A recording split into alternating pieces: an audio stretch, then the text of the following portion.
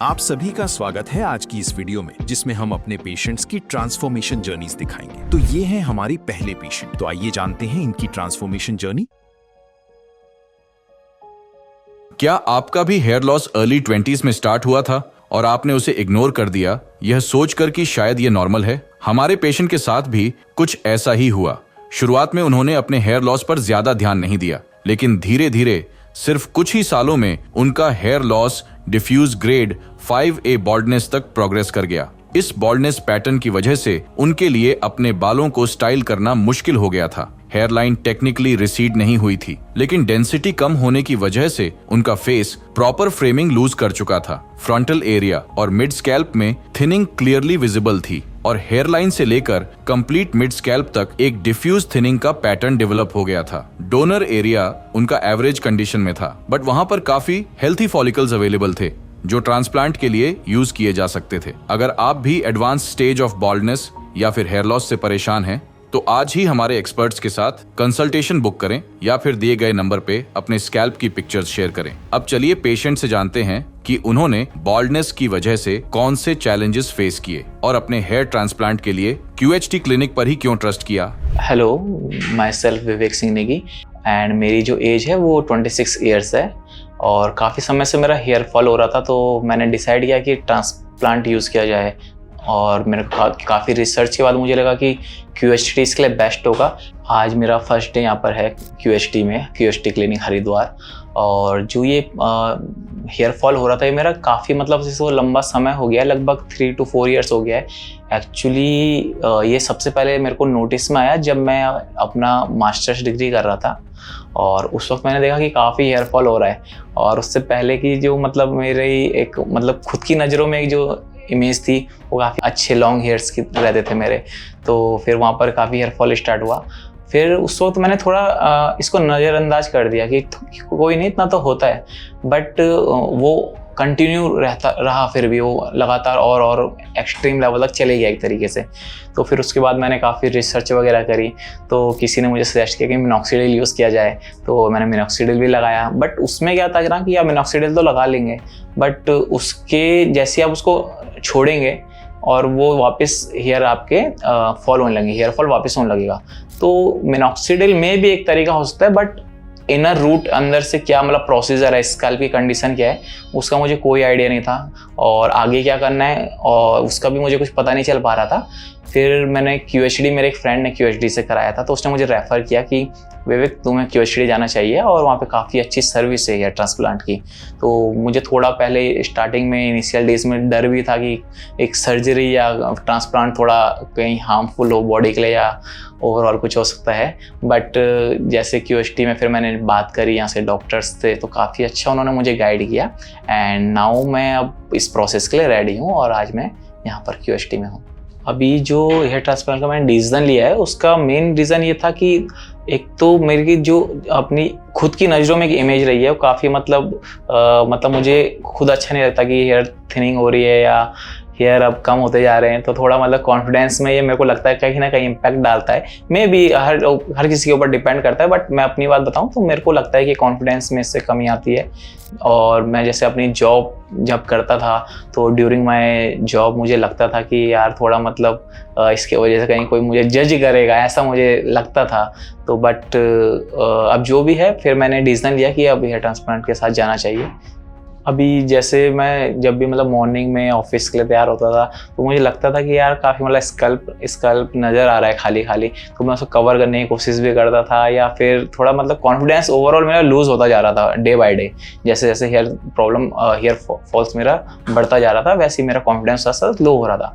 तो इसको छुपाने के लिए या इन द सेंस कहीं कि इसे कवर करने के लिए मैंने काफ़ी ट्राई किया कि हेयर्स का स्टाइल चेंज किया जाए, बट चीज़ें नहीं हो पा रही थी। QHT में जो मुझे QHT के बारे में सबसे पहले पता चला, वो मैंने काफ़ी ऑनलाइन रिसर्च करी, काफ़ी रिव्यूज़ वगैरह मैंने देखे, तो QHT वहाँ पर मुझे लगा कि मेरे को QHT के साथ जाना चाहिए। बट फिर भी मेरे को अदर मार्केट में और जो हेयर ट्रांसप्लांट के क्लिनिक्स थे वो भी देखने को मिल रहे थे। फिर मेरे कुछ 3 to 4 फ्रेंड्स हैं, उन्होंने अलग अलग जगह से कराया था। तो उन्होंने कहा कि यार यहाँ पर रिजल्ट विवेक अच्छा नहीं है, लेकिन मेरा एक फ्रेंड था उसने QST से भी कराया था, तो उसने मुझे रेफ़र किया और उसने मतलब अपने जहाँ से QST से कराया था उसने QST की काफ़ी मतलब बताया मुझे कि यार QST अच्छा है, तो विवेक QST के साथ जाना चाहिए। वहीं दूसरी तरफ जो और फ्रेंड्स थे उन्होंने अदर क्लिनिक से कराया था, बट उनका रिजल्ट एक तो सही भी नहीं था, और जो हेयर लाइन थी वो लग रही थी कि ये ट्रांसप्लांट हुआ है, तो प्रॉपर मतलब जो हेयर लाइन आपकी नेचुरल लुक आता है वो नहीं आ पा रहा था उनके यहाँ पे। तो फिर मुझे QST के लिए रेफ़र मेरे फ्रेंड ने किया था और वहाँ से मुझे QST के बारे में पता चला। हाँ, जैसे फिज़िकली तो मुझे लगा ही कि यार मतलब यहाँ पे से थोड़ा कम हो रहे हैं बाल, बट मेंटली मेरे को लगता है ज़्यादा इसका असर पड़ता है, ज़्यादा इम्पैक्ट पड़ता है हमारे ऊपर, क्योंकि बार बार सोचना कि यार हेयर कम होते जा रहे हैं, अगला सामने वाला पर्सन हमें कैसे जज करेगा, वहाँ पर फिर हमारे माइंड में ये चीज़ें आने लग जाती हैं। तो ये काफ़ी मतलब एक इरिटेटिंग सा होता है कि अब मतलब क्या आगे क्या होगा, क्योंकि इसे सॉल्व तो करना ही है। तो ये भी काफ़ी रीजंस होते हैं जो हमें मेंटली इम्पैक्ट करते हैं इस चीज़ को लेके, जिस हिसाब से हेयर आपका फॉल होता जाता है और बाल्डनेस ज़्यादा दिखने लग जाती है। सबसे पहले QST में मैंने रजिस्ट्रेशन किया, तो QST की तरफ से मुझे कॉल बैक आया जिसमें उन्होंने मेरी प्रॉब्लम्स पूछी और फिर मैंने उन्हें बताया कि मुझे हेयर फॉल्स की काफ़ी प्रॉब्लम आ रही है। जिसके बाद उन्होंने मेरे से मेरे स्काल्प की काफ़ी फ़ोटोग्राफ्स मांगी, जो मैंने उनको भेजी। तो उन्होंने बताया आपके इतने ग्राफ्ट्स लगेंगे, या उन्होंने मुझसे मेरी मेडिकल हिस्ट्री वगैरह हर चीज़ के बारे में पूछा और मुझे सजेस्ट किया कि आपको कौन सी टेक्निक, जैसे अलग अलग टेक्निक्स यहाँ पर होती हैं, तो उन्होंने मुझे बताया कि ये टेक्निक हमारे यहाँ एडवांस है और ये आपके लिए काफ़ी हेल्पफुल रहेगी। तो उसके बाद फिर मैंने ये टेक्निक्स और सारी चीज़ें जो मैंने रिसर्च करी, देन फाइनली मैं QST में आया। और यहाँ पर आके जैसे मेरे डाउट्स थे एनेस्थीसिया को लेकर, और काफ़ी मतलब जो एक माइंड में होता है कि कहीं कुछ इम्पैक्ट गलत ना हो, वो सारी चीज़ों का मेरे डाउट थे। बट जब मैंने कंसल्टेंसी यहाँ पे डॉक्टर से 1-to-1 ली, तो मुझे काफ़ी डाउट्स जो हैं वो पूरी तरीके से क्लियर हो गए और अब मेरे माइंड में कोई कन्फ्यूज़न नहीं है और मैं रेडी हूँ फॉर ट्रांसप्लांट। जब मेरी डिस्कशन हुआ सारा ऑनलाइन, तो मुझे QST का एड्रेस बाय मेल और व्हाट्सएप शेयर कर दिया गया था, एंड मैं QST में काफ़ी आसानी से QST तक रीच कर पाया, जो कि हरिद्वार में है QST, और इसके काफ़ी अलग अलग सेंटर्स भी हैं, बट मेरे नियर बाय जो होम टाउन है वहाँ पे हरिद्वार पड़ता है। तो फिर मैंने काफ़ी फ़ोटोग्राफ्स देखी थी, तो फोटोग्राफ से काफ़ी प्रोफेशनल लग रहा था कि एक अच्छा सा क्लिनिक है, कोई मतलब आपका कोई होम में कोई क्लिनिक नहीं खोला गया है, ऐसा कुछ नहीं है। बट फिर भी एक माइंड में डाउट होता है जो जाके आपको क्लियर होता है। और जब मैंने एंट्री करी, काफ़ी प्रोफेशनलिज्म मुझे बिहेवियर यहाँ पर सबका नज़र आया, चाहे वो वर्कर्स हो या डॉक्टर्स हो, और काफ़ी वेल मेंटेन्ड और क्लीनिंग जो थी वो टॉप नॉच यहाँ पर मेरे को देखने को मिली, और हेल्पफुल भी यहाँ पर अभी तक सभी मतलब हेल्पफुल हैं। जब ये डिसीजन मैंने लिया ट्रांसप्लांट का, तो काफ़ी मैंने पहले तो फ्रेंड्स को और घर में चीज़ें बताई। तो फ्रेंड्स को जब मैंने कहा, तो मेरे फ्रेंड्स काफ़ी सपोर्टिव है एक्चुअली इस मामले में, क्योंकि उन्होंने मुझे मेरे चाइल्डहुड से देखा है कि कैसे मतलब हर चीज़ को एक मतलब लेके चलता है दिमाग में। तो उन्होंने कहा कि यार विवेक तेरे को करा ही लेना चाहिए, वरना तो बहुत मतलब मेंटली इस चीज़ को लेके परेशान होता रहेगा और काफ़ी लुक भी तेरा अच्छा हो जाएगा। तो फिर फ्रेंड्स की तरफ से ओके था। फैमिली में जब मैंने बताया, तो थोड़ा सा जैसे अभी कुछ केसेस थे अदर सिटीज़ के, तो फिर उसको लेकर, या अभी नई चीज़ जैसे आप ट्राई करते हो पहली बार, एक सर्जरी, एक्चुअली छोटी सी सर्जरी है, बट फिर भी माइंड में घर वालों के डाउट होता है। फैमिली को इसमें एग्री करना एक काफ़ी बड़ा चैलेंज हो सकता है, नॉट सबके लिए, बट मेरे केस में चैलेंज था। और फिर मैंने घर में बताया। फर्स्टली इनिशियल डेज में घर वालों ने कहा नहीं ये नहीं कराना है। फिर मैंने अच्छी तरीके से उन्हें समझाया। फिर काफ़ी सेलिब्रिटीज़ ने यहाँ पे से ट्रांसप्लांट करा चुका था, फिर मैंने बताया कि उन्होंने भी यहाँ से कराया है या मेरे फ्रेंड ने भी कराया है, तो उनके बारे में मैंने बताया। एंड नाउ लास्ट में फाइनल मोमेंट में मेरे घर वालों ने कहा okay you have to go and आपको ट्रांसप्लांट करा लेना चाहिए। अभी मैं QST में ही हूँ और अभी मेरा हेयर लाइन डिज़ाइन बाकी रह गया है, और जो मैं एक्सपेक्ट कर रहा हूँ मैं ये कर रहा हूँ कि अभी जैसे मैं एक्सपेक्ट कर रहा हूँ जो ये मेरा जो इनर ये वाला एरिया जो डीप जाता जा रहा है, स्कल यहाँ पे काफ़ी नज़र आ रहा है, तो मैं चाहता हूँ ये चीज़ जो है कवर हो जाए। एंड थोड़ा सा ये वाला पार्ट में जो हेयर थिनिंग हो रही है, ये वाला पार्ट हल्का सा मतलब बाल्ड सा नज़र आ रहा है मुझे, तो यहाँ पर मैं उम्मीद कर रहा हूँ, एक्सपेक्ट कर रहा हूँ कि जो ट्रांसप्लांट है यहाँ पर अच्छी तरीके से हो, और जो नेचुरल लुक एक आना चाहिए ट्रांसप्लांट का, जो कि मोस्ट ऑफ द क्लिनिक्स नहीं आता है, बट QST में ये चीज़ें काफ़ी मैंने सुना है अपने फ्रेंड्स के थ्रू भी कि ये चीज़ यहाँ पर अच्छी है, तो डेट्स वाई मैंने QST क्लिनिक चूज़ किया। अभी मैं आपको नर्वस का बताता हूँ कि नर्वस थोड़ा सा मैं हूँ, जो अभी जो नर्वसनेस है वो काफ़ी ज़्यादा तो नहीं है, मिड लेवल पे है, न्यूट्रल सा है कि एनेस्थीसिया का डोज वगैरह थोड़ा सा वो मेरे को एक कंसर्न है और थोड़ा सा मतलब नर्वसनेस इस चीज़ को लेकर है।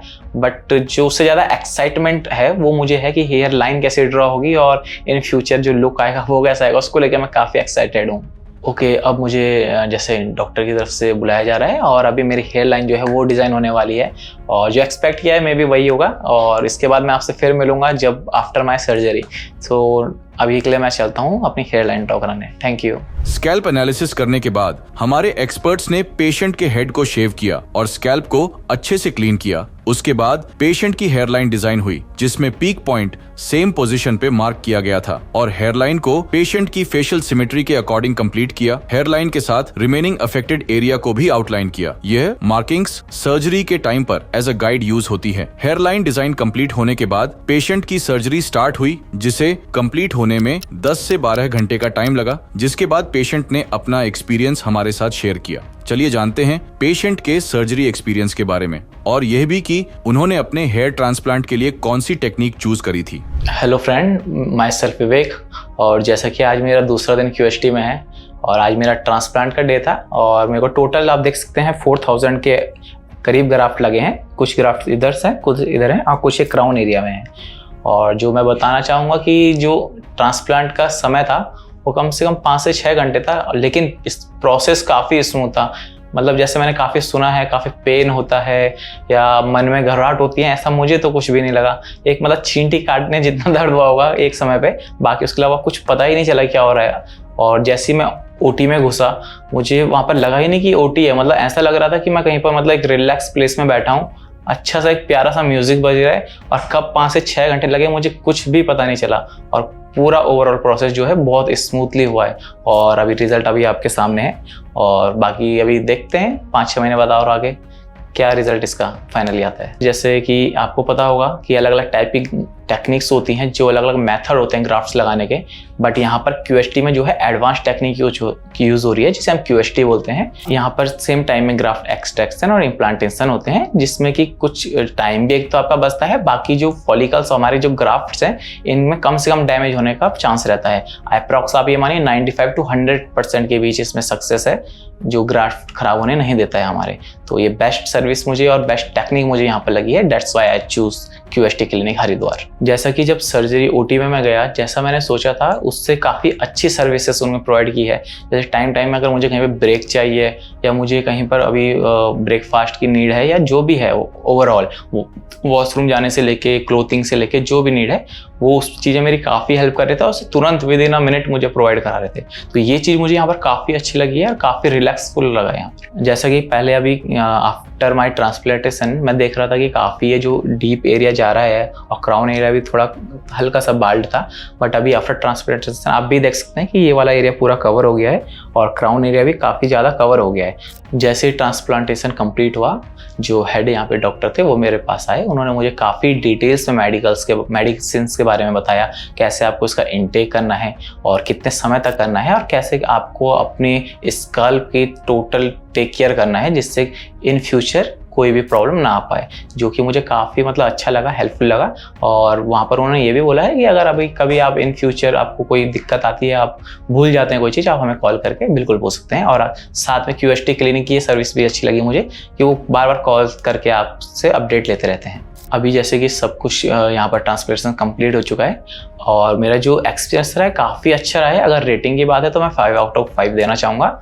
और अभी 1 मंथ बाद मेरा PRP सेशन है, उस वक्त मैं आपसे फिर मिलूंगा और जो भी मेरी हेयर की कंडीशन होगी, ग्रोथ होगी, वो आपके साथ बिल्कुल शेयर करूंगा। तो जुड़े रहिए QHT के साथ। सर्जरी के दौरान सबसे पहले पेशेंट के स्कैल्प को नम करके रिसिपिएंट एरिया में स्लिट्स क्रिएट किए गए।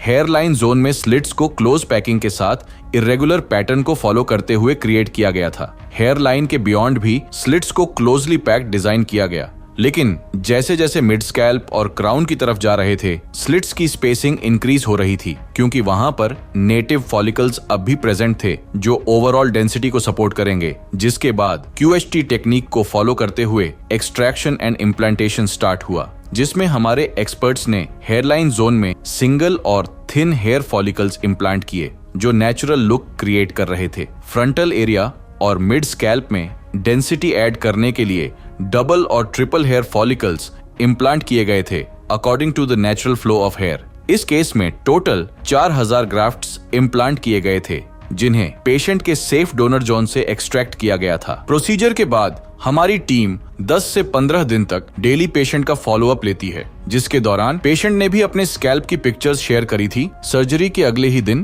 पेशेंट के स्कैल्प पर स्कैब्स फॉर्म होना स्टार्ट हो गए थे, जो एक नॉर्मल हीलिंग रिस्पॉन्स है। डोनर एरिया से बैंडेज भी रिमूव कर दिया गया था और वो क्लीन नजर आ रहा था। डे 2 और डे 3 पर नोटिसेबल चेंजेस नहीं थे, क्योंकि हेयर ट्रांसप्लांट के बाद पहले 5 दिन स्कैल्प को मैक्सिमम प्रोटेक्शन की जरूरत होती है। इस पीरियड में न तो पेशेंट हेड वॉश कर सकते हैं और न ही लेफ्ट या राइट साइड इंक्लाइन करके सो सकते हैं। पेशेंट हमारे एक्सपर्ट्स के दिए गए प्रिकॉशंस फॉलो कर रहे थे, जैसे समय पर मेडिकेशन लेना, स्कैल्प को प्रोटेक्ट रखना और अनावश्यक टच अवॉइड करना। 7th डे पर पेशेंट ने अपना फर्स्ट हेड वॉश किया, वैसे ही जैसे हमारे एक्सपर्ट्स ने उनको बताया था। फर्स्ट हेड वॉश के बाद स्कैल्प के सारे स्कैब्स तो नहीं निकले थे, बट हेयर लाइन जोन से काफी स्कैब्स निकल गए थे। सभी स्कैब्स को रिमूव करने के लिए एटलीस्ट 2 बार दिन में 4 से 5 दिन तक डेली हेड वॉश करना होता है। पेशेंट ने 1 महीना पूरा होने पर क्लिनिक विजिट किया था और अपना अनुभव भी हमारे साथ शेयर किया। चलिए जानते हैं उनसे कि उनका 1 महीना कितना चुनौतीपूर्ण था। हाय एवरीवन,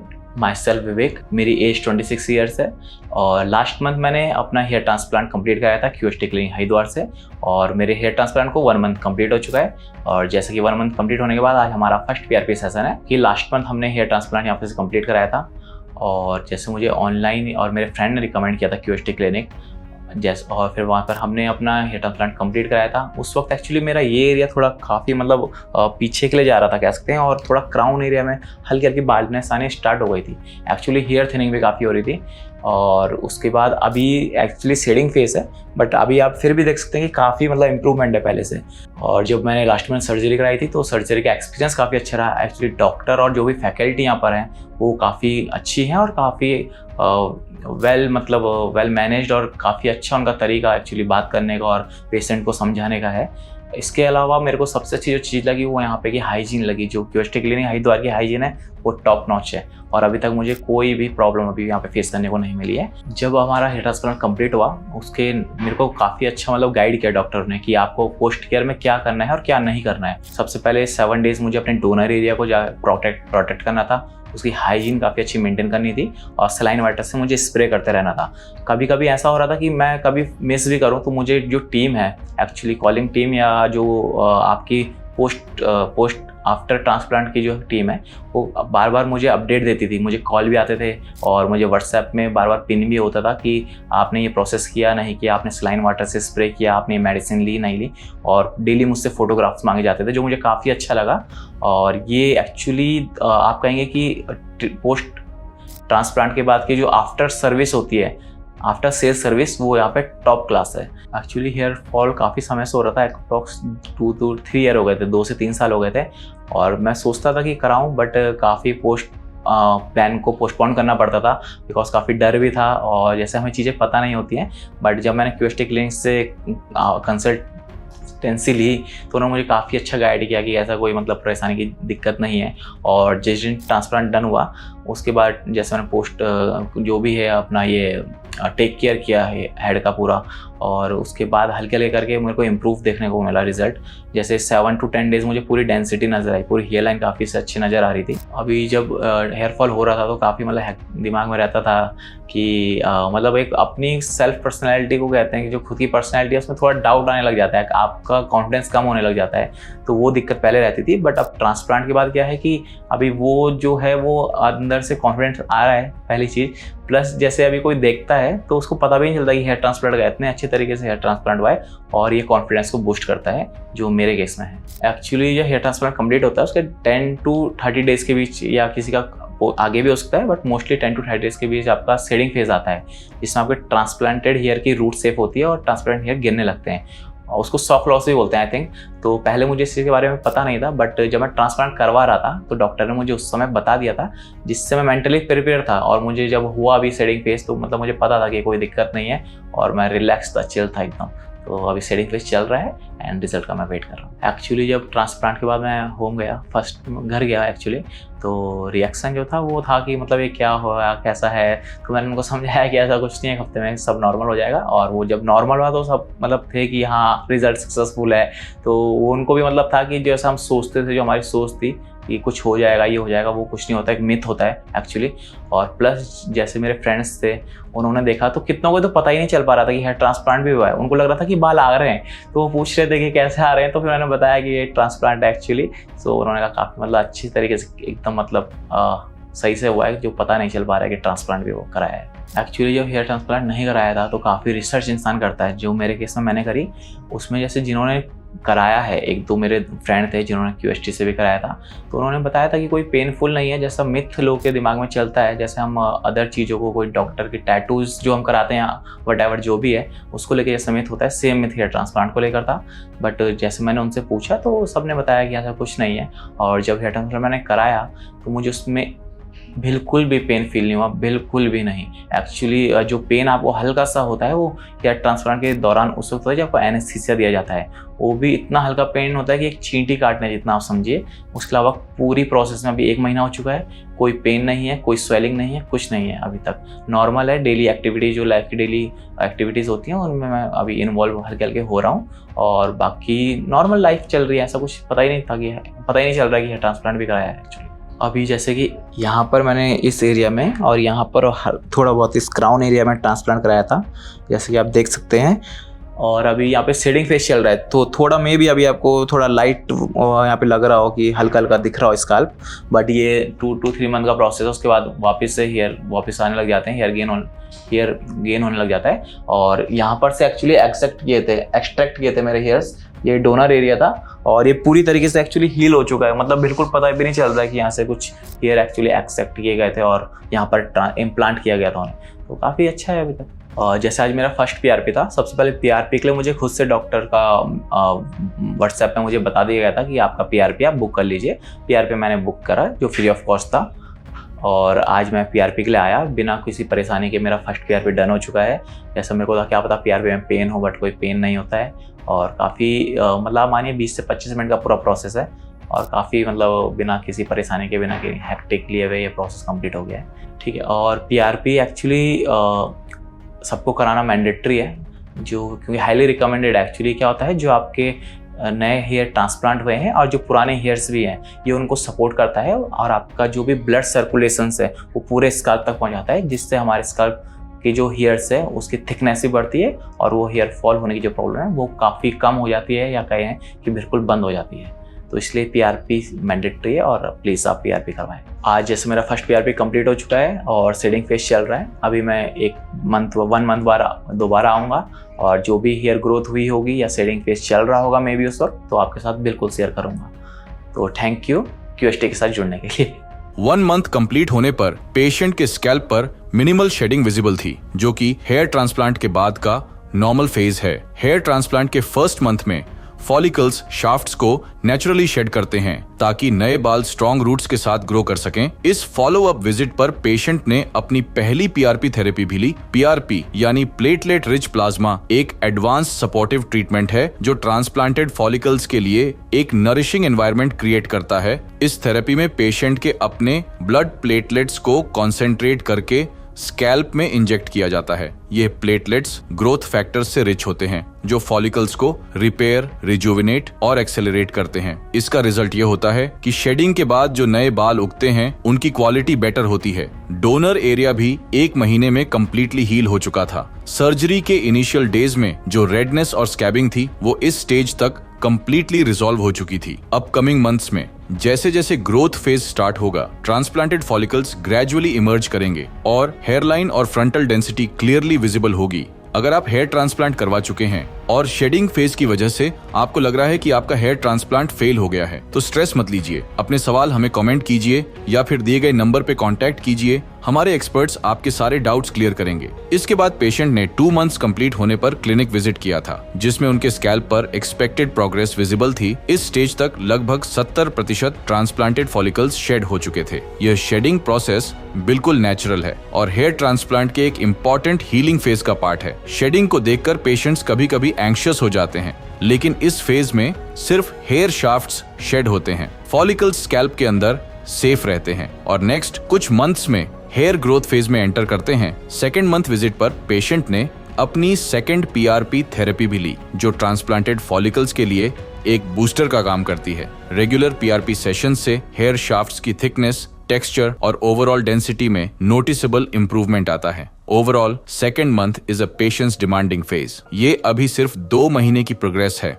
जैसे जैसे पेशेंट के रिजल्ट प्रोग्रेस करेंगे, हम उनकी जर्नी आपके साथ शेयर करते रहेंगे। अगर आप भी बॉल्डनेस या फिर हेयर लॉस अभी आपने पिछले पेशेंट की ट्रांसफॉर्मेशन जर्नी देखी, अब मिलते हैं हमारे अगले पेशेंट से। इमेजिन कीजिए बॉल्डनेस की शुरुआत सिर्फ 11th क्लास से हो जाए। मैं जैसे कि मैंने आपको बताया कि मेरी 11th क्लास से बॉल्डनेस शुरू हो गई थी, तो पहले मैंने इस पर इतना ध्यान नहीं दिया। मैंने सोचा ऐसी सीजनल बाल गिर रहे होंगे। और फिर शुरू हुआ लोगों के तानों का सिलसिला। फ्रेंड्स ने मजाक बनाया, कॉन्फिडेंस पूरी तरह से टूट गया। वो इतना शर्मिंदा रहते थे कि बाहर निकलना तक छोड़ दिया था। लेकिन फिर उन्होंने लिया लाइफ चेंजिंग डिसीजन। उन्होंने कांटेक्ट किया QHT क्लिनिक को। नॉर्वुड ग्रेड 2 की बॉल्डनेस को सिर्फ 2000 ग्राफ से कवर किया गया। तो आप मेरी 6 मंथ की पहले की पिक्चर भी देख सकते हो और अभी का रिजल्ट भी देख सकते हैं। अभी तो आप सामने देख सकते हैं। मेरे को पर्सनली खुद बहुत डिफरेंस लग रहा है अपनी पर्सनैलिटी में। हेयर ट्रांसप्लांट के 6 मंथ्स के बाद उनका रिजल्ट इतना नेचुरल है कि हर कोई शॉक्ड है। अगर आप भी हेयर फॉल की प्रॉब्लम से परेशान हैं और टेम्पररी सॉल्यूशन से थक चुके हैं, तो अब वक्त है एक परमानेंट और नेचुरल सॉल्यूशन को चूज करने का। QHT क्लिनिक, जहां ट्रस्ट मिलता है रिजल्ट के साथ। मेरा नाम प्रत्युष रावत है और आज मेरे ट्रांसप्लांट को ऑलमोस्ट 6 महीने पूरे हो गए और आज मैं अपनी 4th PRP के लिए आया हूँ QHT क्लिनिक हरिद्वार। तो आज से 6 महीने पहले मेरी ग्रेड 2 की बाल्डनेस थी, क्योंकि यहाँ इधर की साइड से थी, थोड़ी यहाँ पे एंड थोड़ी यहाँ पे। बाकी पीछे का तो क्राउन एरिया एकदम सही था। तो मेरी बाल्डनेस 11th क्लास से शुरू हो गई थी। तो फिर मैं यही सोचता कि ये कब सही होगा, कब सही होगा। तो पहले मैंने बहुत सारे ट्रीटमेंट यूज़ किए पर उनसे कुछ फ़र्क नहीं पड़ा। फिर मैंने बहुत डिस्कवर किया तो मेरे को QHT क्लिनिक के बारे में पता चला यहाँ पे। तो फिर मैं एक बार विजिट के लिए आया एंड देन डॉक्टर से कंसल्ट किया। तो डॉक्टर ने बोला कि आपको 2000 ग्राम समथिंग लगेंगे एंड डॉक्टर ने मुझे अच्छे से समझाया कि इसके बाद क्या क्या होगा, कैसे कैसे प्रोसेस होगा। तो मुझे भी अच्छा लगा यहाँ का सारा नेचर, डॉक्टर का बिहेवियर्स। तो फिर उसके बाद मैंने 20 जनवरी को अपनी हेयर ट्रांसप्लांट कराया एंड उसके बाद मेरा शेडिंग फेज थोड़ा शुरू हुआ 2-3 मंथ का, जिसमें मेरे बाल बहुत सारे गिरे। ये डॉक्टर ने मुझे पहले ही बता रखा था कि आपके थोड़े बाल गिरेंगे, जो हमारे वीक बाल होते हैं वो थोड़े टूटते हैं एंड देन उसके बाद हमारे न्यू बाल स्टार्ट होना शुरू हो जाते हैं। एंड मैंने रेगुलरली PRP ली। आज मेरी 4th PRP है, मैं 4th PRP के लिए आया हूँ और ये मेरे 6 मंथ की कंडीशन है।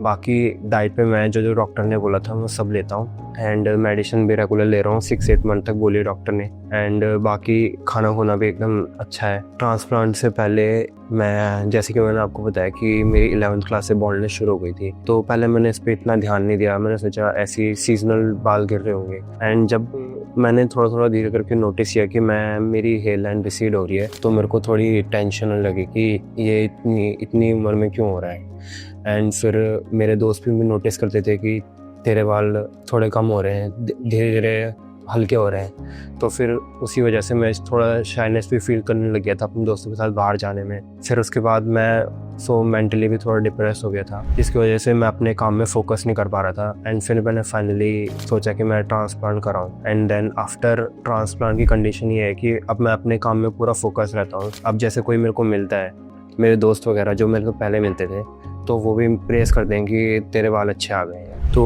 जैसे ट्रांसप्लांट से पहले जब मैंने आपको बताया था कि मैं कॉलेज वगैरह करता था 11th-12th क्लास में, तो सुबह जब मैं उठता था तो फिर मेरे को ये ऐसा रहता था कि मेरे बाल थोड़े बॉल्डनेस आ रखे, तो इनको बार बार सेट करना पड़ेगा, अपने उसे देखना पड़ेगा 3-4 बार जाके बाथरूम में। तो पहले मेरे साथ ऐसा रहता था। बट जब से मैंने ट्रांसप्लांट कराया एंड शेडिंग फेज के बाद अब मेरा जब रिजल्ट आ रहा है 2-3 मंथ से, तो मेरे को इस बात की कोई टेंशन नहीं रहती कि मेरे बाल ख़राब दिख रहे हैं, ये बॉल्डनेस दिख रही है। बट बस मैं एक सुबह एक बार अपने बालों को सेट कर देता हूँ, फिर बाकी पूरे दिन वो वैसे ही रहते हैं जैसे सुबह मैंने देखे थे। एंड बाकी क्योंकि ये इसीलिए हुआ है क्योंकि मैंने ट्रांसप्लांट कराया, इसलिए ऐसा हुआ है। एंड जब मैं पहले बाइक चलाता था, तो फिर जब मैं ट्रांसप्लांट से पहले जब बाइक चलाता था, जब मैं हेलमेट उतारता था, तो फिर मेरे को फिर से देखना पड़ता है कि मेरे बाल सही दिख रहे हैं कि नहीं दिख रहे। बार बार बहुत बार चेक करना पड़ता था। जैसे मैंने ट्रांसप्लांट करा लिया, अब 2-3 महीने से जैसे मेरी ग्रोथ हो रही है उस हिसाब से, तो अब मेरे को इस चीज़ की भी कोई टेंशन नहीं है कि मैं बार बार देखूँ अपने बालों को जब मैं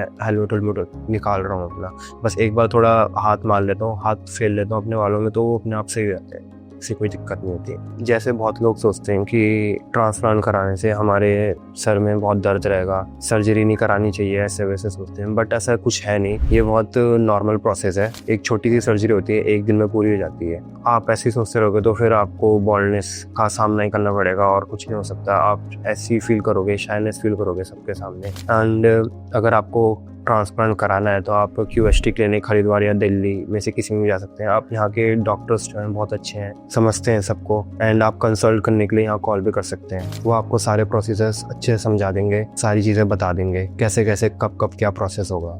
आप डॉक्टर से अपने डाउट भी क्लियर कर सकते हैं, अच्छे से कर सकते हैं। डॉक्टर आपको हर एक चीज़ अच्छे से समझा देंगे। फिर उसके बाद आप अपने मन से डिसीजन बनाइए, ऐसे नहीं कि कोई फोर्स करेगा। डॉक्टर्स यहाँ के बहुत अच्छे हैं एंड आपको उसके बाद ये क्लिनिक अच्छा लगा तो आप श्योर है यहाँ आप करा सकते हैं। बहुत अच्छा क्लिनिक है। वैसे मैं अपना पर्सनल एक्सपीरियंस शेयर करता हूँ। तो जैसे पहले मैं आपको बताया था कि पहले हेयर ट्रांसप्लांट से पहले मेरे बाल यहाँ से थोड़े जा चुके थे, 2nd ग्रेड की बॉल्डनेस हो गई थी मेरे को, यहाँ से टेम्पल्स के बाल थोड़े जा चुके थे। तो आप मेरी 6 मंथ की पहले की पिक्चर भी देख सकते हो और अभी का रिजल्ट भी देखते हो। अभी तो आप सामने देख सकते हैं। तो इसमें बहुत आपको डिफरेंस लग रहा होगा। मेरे को पर्सनली खुद बहुत डिफरेंस लग रहा है अपनी पर्सनालिटी में। एंड आप मेरा यहाँ का डोनर एरिया भी देख सकते हो। ये पूरा हील हो चुका है, पूरा एकदम अच्छे से हील हो चुका है। एंड मैंने अभी तक 2-3 टाइम्स हेयर कट करवा दिए हैं अपने। आपका जैसे ग्रोथ फेज स्टार्ट होती है तो आप आराम से हेयर कट करा सकते हैं। ऐसा कुछ नहीं है कि अगर आप हेयर कट कराओगे तो वो बाल आपके आएंगे नहीं। ट्रांसप्लांट एकदम नॉर्मल बालों की तरह, ट्रांसप्लांटेड हेयर जो होते हैं वो एकदम नॉर्मल हेयर की तरह होते हैं। आप उनको कट भी कर सकते हैं, सब चीज़ कर सकते हैं, वो उनकी वापस ग्रोथ हो जाती है। तो आज मैं अपनी 4th PRP के लिए आया था, तो मैंने अभी अपनी PRP करवा दी है। तो बहुत अच्छा एक्सपीरियंस था, एकदम स्मूथ एक्सपीरियंस था। पहले वो आपको थोड़ा सा ब्लड लेते हैं तो वो सैंपल हमारा 10 to 15 मिनट्स में रेडी रहता है। एंड फिर उसके बाद थोड़ा टाइम 10 to 15 मिनट्स आपकी PRP में लगता है, जो कि बहुत आसान सा प्रोसेस होता है। कोई ज़्यादा पेन नहीं होता उसमें, बस थोड़ा सा पेन होता है। जो PRP हम इसलिए करवाते हैं ताकि जो हमारे हेयर्स हैं उनको अच्छी ग्रोथ मिल सके। जो हमारा ब्लड है उसमें से प्लाज्मा निकाल के, जो प्लाज्मा होता है उसमें हमारे ग्रोथ फैक्टर होते हैं, इसलिए हमारे बालों की ग्रोथ के लिए बहुत अच्छा माना जाता है। तो मेरा अभी तक 6 मंथ का रिजल्ट ये था। मेरे बाल अच्छे से ग्रोथ हो रहे हैं, मैं अपने बालों से पूरे सेटिस्फाई हूँ। तो ये मेरी 4th PRP थी। अब जैसे मैं अपनी PRP के लिए आता रहूँगा तो फिर मैं आपको और अपडेट्स देते रहूँगा अपनी हेयर ग्रोथ के बारे में।